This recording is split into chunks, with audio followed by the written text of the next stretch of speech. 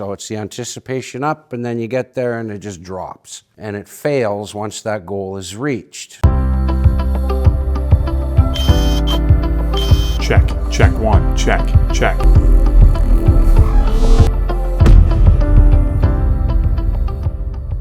Up to now in this series, we've talked about survival chemistry, regulation, and what happens when stress becomes chronic. So today we're going to look at a chemical that sits right in the middle of modern life, and it's dopamine. Dopamine is very often misunderstood. It's commonly called the pleasure chemical, but that's not actually really accurate in that description. Dopamine doesn't create pleasure, it creates anticipation. Its job is to move you towards something. In a healthy biological system, dopamine rises when there's a meaningful goal ahead, and it fails once that goal is reached. So it's the anticipation up, and then you get there and it just drops. You kind of look at it like effort, action, completion, and then satisfaction to close the loop, and that's the natural loop. Dopamine was never meant to stay elevated, but modern life today has quietly changed how this system is stimulated. Today, dopamine is triggered constantly, not by progress, but by possibility. A notification, a headline, a scroll, a message preview, an endless feed with no real finish line. But each one of those deals, each one of those creates anticipation, right?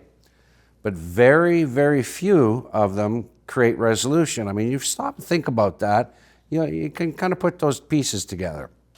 And the nervous system pays the price for that imbalance. So when dopamine is repeatedly activated without any resolution or completion, the brain has to adapt. Receptors become less sensitive. Your baseline motivation drops. It just drops. When your baseline motivation drops, your restlessness increases. So people don't feel driven, they feel they feel itchy. They feel like there's something they just need to do. And they want something, but they don't exactly know what. And this is not a lack of discipline, it's a prediction system that never gets to settle. And here's the part that people get wrong or miss. Dopamine activation is not neutral to the nervous system. Anticipation is activating. It subtly pushes the body towards survival chemistry. Heart rate increases slightly, attention narrows, cortisol rises just enough to keep that system alert. It's not panic by any stretch, but it is activated. And that's all it is, just activated. And over time, this keeps people hovering a low-grade stress state. They're wired and distracted and never quite at ease. This is why people can feel exhausted while they're doing very little physically. Their nervous system is constantly leaning forward, chasing the next signal. And you know what? The modern environment is exceptionally good at exploiting this loop. YouTube is a way to get your feelings, your ideas out. It's an avenue, it's a great platform, and it's an avenue to explore the creative side that's in you, and so you can get your opinion out, your word out, your message out. But if you can get away from the monetization side of it and just look at what it does for you in your creative spirit, maybe you like to sew, maybe you like to cook, maybe you just like to blather about nothing at all and nobody there to listen to you. Well, guess what? One person is going to listen to you for sure. Somebody's going to listen to you. Somebody's going to care about what your ideas are. Somebody's going to maybe have this. Maybe you'll encourage somebody else to create a channel as well and inspire somebody to get off the couch. You think you don't have anything to add to the world? No, of course you do. You got everything to add to the world. As long as you're breathing, do something exciting. Be creative. Where's your passion? Where's your creative spark? We use YouTube to get our message out. use the technology that's there, but tell your story. Get out there and create, man. Like, there's something you got to say. There's people that will listen to your idea, and you'll create a community. Variable rewards, unpredictable outcomes drive dopamine harder than consistent ones. This is the same mechanism used in slot machines. Maybe you haven't played a slot machine. Try it. See what it's all about. You'll get what I'm saying. Sometimes there's something interesting and sometimes there isn't. But that uncertainty here or there is the uncertainty that keeps the system engaged. The brain doesn't relax when rewards are unpredictable. It becomes vigilant. And vigilance is a survival state. Over time, this begins to erode something important: serotonin balance.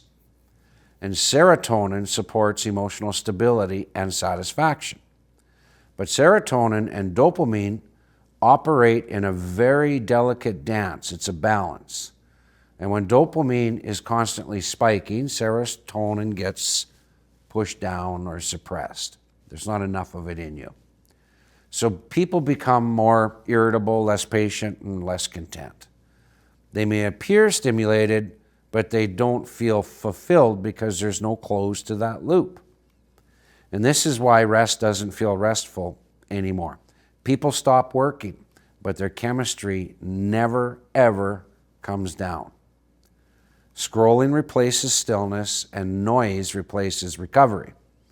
The nervous system never receives the signal that the task is supposed to complete, so the body stays alert all the time. And here's the key realization to that. A dopamine-driven life is not a motivated life, it's a reactive life. True motivation feels grounded, it has direction, and it knows when to stop because it closes the loop.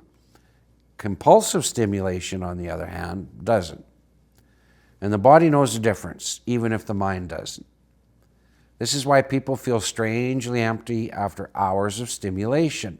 They're just kind of numb to everything. Dopamine went up, but nothing meaningful was built, completed, or integrated, and no resolution occurred. So from a biological standpoint, that loop remains open. And an open loop keeps the nervous system activated. It makes absolute sense. This is where stress chemistry and dopamine chemistry reinforce each other. More anticipation, more activation. More activation, less regulation. And the less regulation, the more dopamine seeking. That's the journey. And it goes round and round and round. So the problem isn't dopamine by itself. Dopamine is very essential, of course. The problem is dopamine without the completion. In the next episode, we're going to connect these dots clearly and show how dopamine dysregulation quietly locks people into survival chemistry, even when nothing is really wrong in their lives.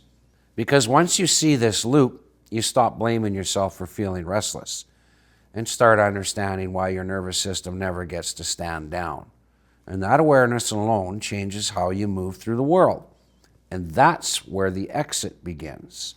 We'll see you in that one.